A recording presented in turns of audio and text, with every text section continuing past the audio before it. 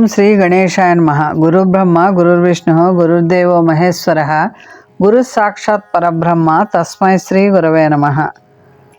మనం ప్రార్థన, భగవంతుని అనుగ్రహం గురించి తెలుసుకుందాం.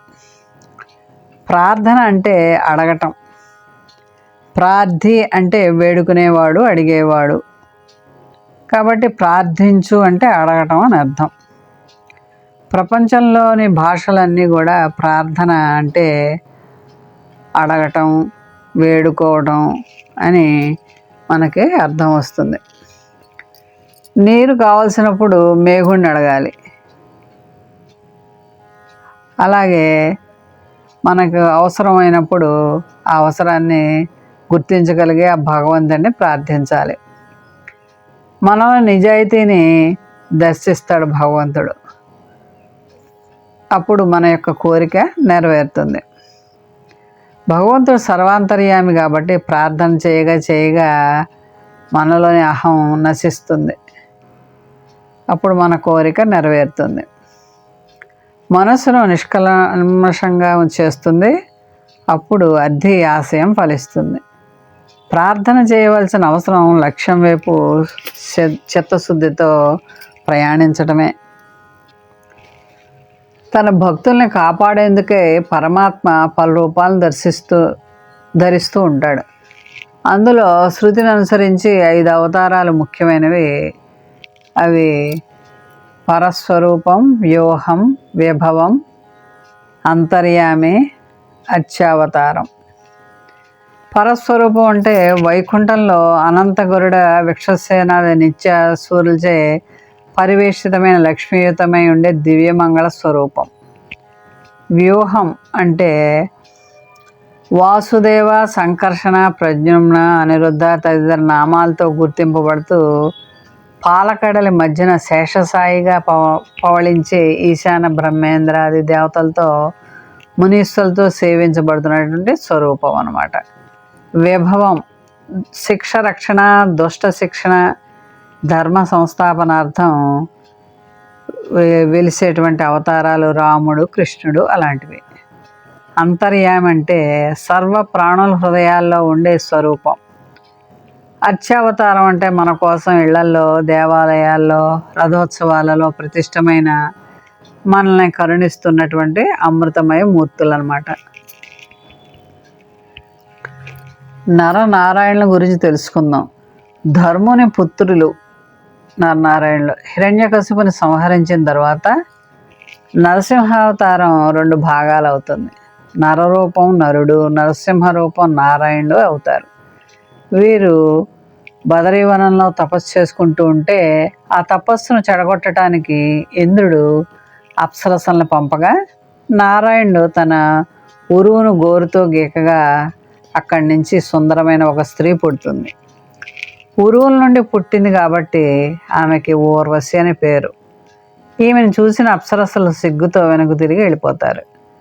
వీరి వద్ద ఆయుధాలు ఉండడం చూసిన ప్రహ్లాదుడు వీరితో వాదించి యుద్ధాన్ని దిగుతాడు. ఎంత పోరినా గెలవకపోవడంతో విష్ణువును ప్రార్థించగా స్వామి ప్రత్యక్షమై నరనారాయణుల విష్ణు అంశం గురించి వారు అజేయులని చెప్తాడు. పూర్వం సహస్ర కవచుడైన రాక్షసుని శరీరం మీద 1000 కవచాలు ఉండేవి. వారిని సంహరించడానికి ఎవ్వరికి శక్తి ఉండేది కాదు.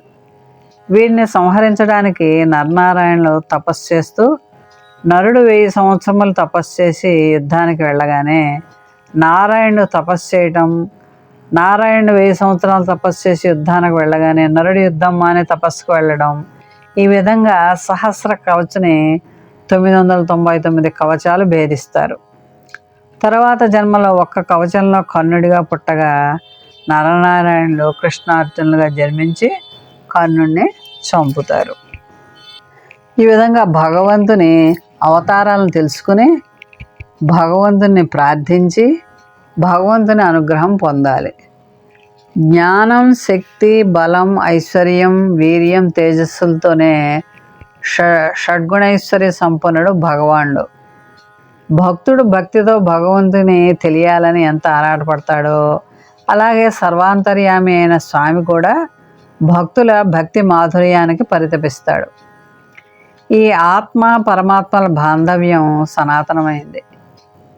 సాధుజన సంరక్షణ, దుష్టదానవ శిక్షణ, ధర్మ సంస్థాపనలే పరమాత్మ అవతారాల లక్ష్యాలు కావు.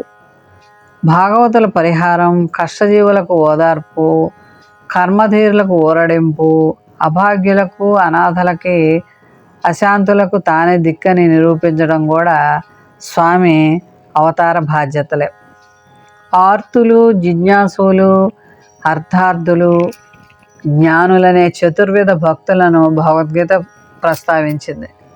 సుధాముడు మూలకారకుడు. సుధాముడిచ్చిన పూలహారాలని రామకృష్ణులు ప్రీతితో అలంకరించుకున్నారు. ఆ సుధాముడి మీద కరుణ కలిగింది. నీవు కోరిన వరం ఇస్తాను, కోరుకో అంటాడు. నీ పాదపద్మాల సేవే నాకు కావాలి, నీ భక్తులకు కమ్మని నేస్తం కావాలి, సర్వదా అపారమైన దయ ప్రాణులందు కలిగి ఉండాలి స్వామి అని సుధాముడు కోరుకుంటాడు. కొమ్మకు, రెమ్మకు, తీగకు పూచే పూలు అమ్మ ఒడికో దేవుని గుడికో చేరుకుంటాయి. కంటికి అందం, కమనీయమైన సువాసనతో పాటు కైవల్య సాధనకి ఆ పూలు సాధనాలు. మానవ జీవనం మాధవునకు అంకితం. మాధవ భక్తుల సాంగత్యంలో మసలటం,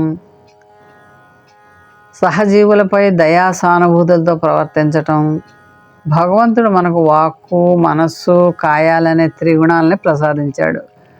వానికి చైతన్య స్ఫూర్తి ఇచ్చాడు. మంచినే చేయాలి, మంచినే ఆలోచించాలి, మంచినే మాట్లాడాలి.